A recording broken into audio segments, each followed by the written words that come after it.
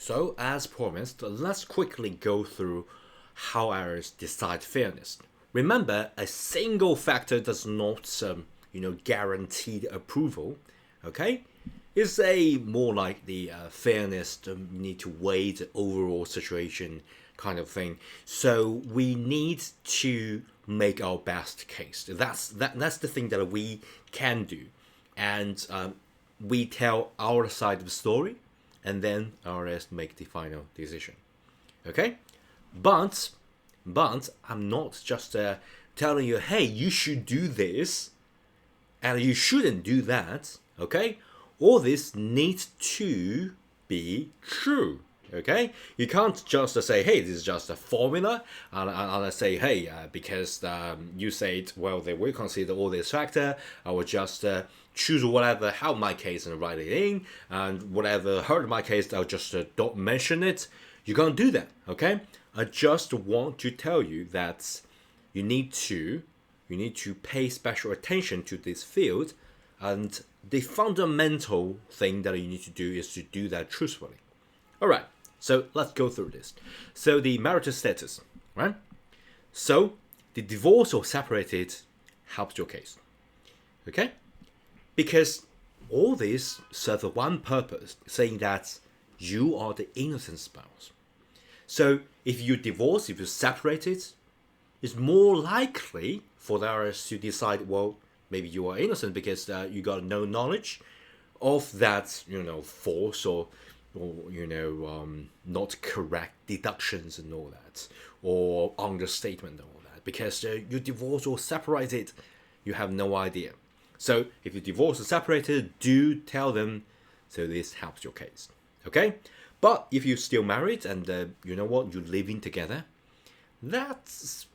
I'm not saying that's a wrong thing to do, but if you already still married and still living together, and your file is innocent, it's become a little bit fishy because you folks are living together, so a lot of information is exchanged. So it's less likely, I'm not saying that you are not innocent, but it's less likely for you to say, hey, you are innocent, you got nothing to do with all this, understatements and deductions and all that, right? Okay, that's the marital status. What about economic hardship? Okay, so paying would cause serious hardship. That help your case. Okay, so basically it's like more about the this like a flexible part, because come on, they can't just say, hey, you need to pay all that, and they go into debt, bankrupt, and all that. If you can say that, well, you can't even meet the basic needs now, right? So if I call this paying all this, and you're basically causing me serious hardship, okay? I can't even live anymore because of the economic situation here. Well, that's also a criteria that IRS will consider, right? Maybe they will like alleviate. I'm not saying they will do, but they need to consider, okay? But if you can afford, and you can afford without even major hardship, so it's like a no big deal, okay? That means you got a lot of money. So maybe it will definitely, I think, will hurt your case, because you got no economic hardship, you got no trouble paying it, and you still argue that you don't want to pay because you're innocent. That maybe hurt your case, okay? And of course, knowledge.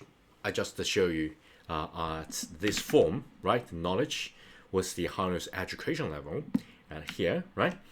So knowledge is not just about the level of education, but rather it's like whether you know this or you reasonably know this. Okay, you can say, well, I didn't know about the understatement, right?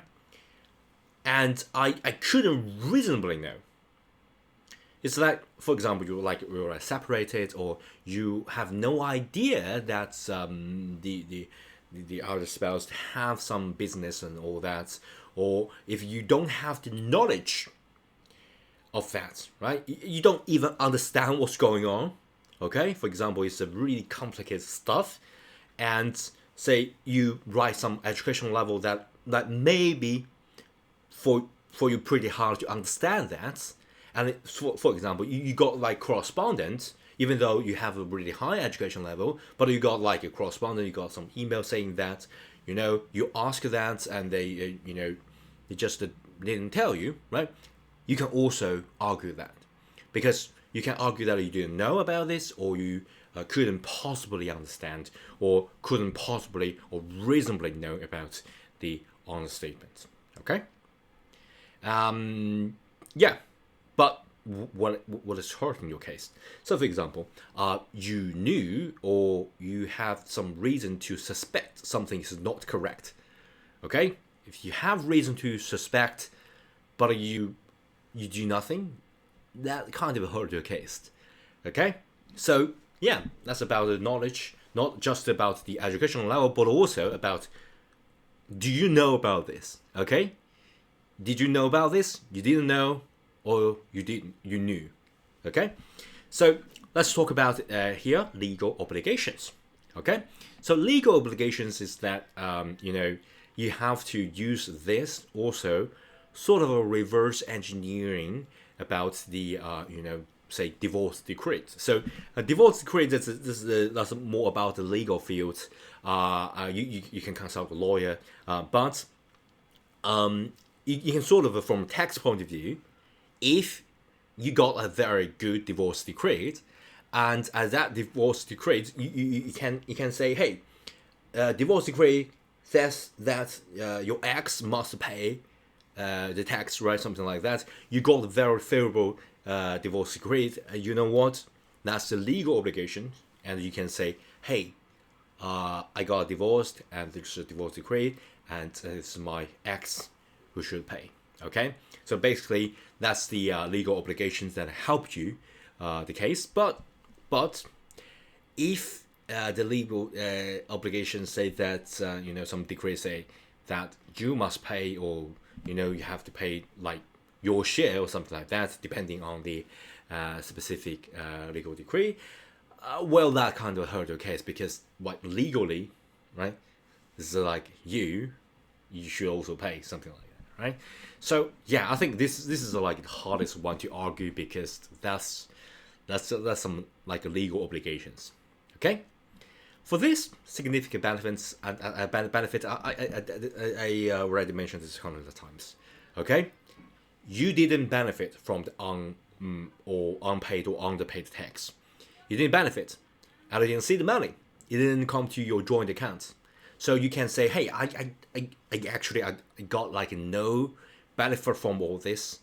I'm innocent. Okay, so yeah, I'm also do the internal audit. So one of the rule of audit is like follow the money, right? So if you don't know what's going on, just follow the money. If the money comes to this account, and this account is associated to some people, right, you can sort of infer what's going on. So follow the money, and of course, this is kind of the application of the rule to follow the money, because if you benefit significantly, it's kind of hard to argue. It really hurt your case, because you say you live lavishly off that unreported income. That kind of really hard for you, or for the tax professional who represents you, to make this case say, hey, you're innocent, because come on, you live lavishly, and you do that like unreported, so maybe it's intentional rather than innocent. Okay, so but if you didn't benefit from the unpaid tax, that's will help your case definitely, right? And for compliance history, this is some of the thing that because this, like, you got like 2 years, as I said in my previous video, you got like 2 years to file. So a lot of people say, hey, I need to resolve this, and then I'll continue to say file the tax after that year, right? But here's the thing, that will hurt you if you don't say if you don't like file and pay correctly in the following years. you say, well, I solved this, and after that, I will solve the next year and the next year because you got like 2 years period. Well, that will hurt your case. Okay? So the compliant history says that you stay compliant afterwards. So because it's like you find your joint return and that's a specific problem here, okay? But since you're innocent, it's more likely that you don't know what's going on, right? After that, for example, after divorce, you find that and you're still compliant. You fight correctly and you paid correctly, you stay compliant after that for like 1 year, 2 years. Okay? So that can make the help your case because you compliant, you stay compliant after that. So that's going to help you from the compliant history point of view. But if you say, well, I need to solve that problem here and then I solve what's coming after, that's going to hurt the case because, say, for example, you continue to miss filing or you owe other taxes. It's kind of say, well, you are like not in a good standing with the IRS. You kind of you don't want them to assume that you are kind of person that don't pay the tax, right?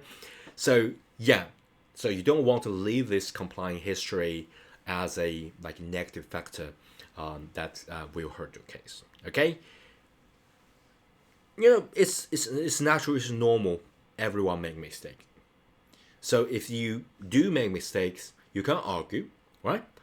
But that does not mean that it sort of waiver you from other obligations from future on. You have to stay compliant. Okay? That's about compliant history. And as I said in previously, I briefly mentioned abuse or control. Okay?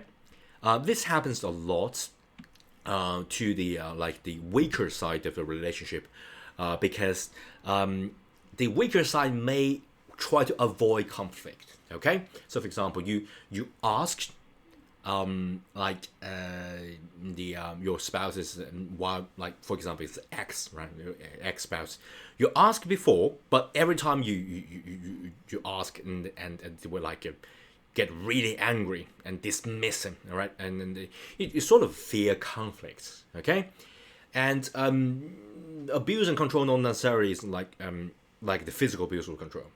Okay, and this can be some of the manipulation or some pressure that without physical abuse.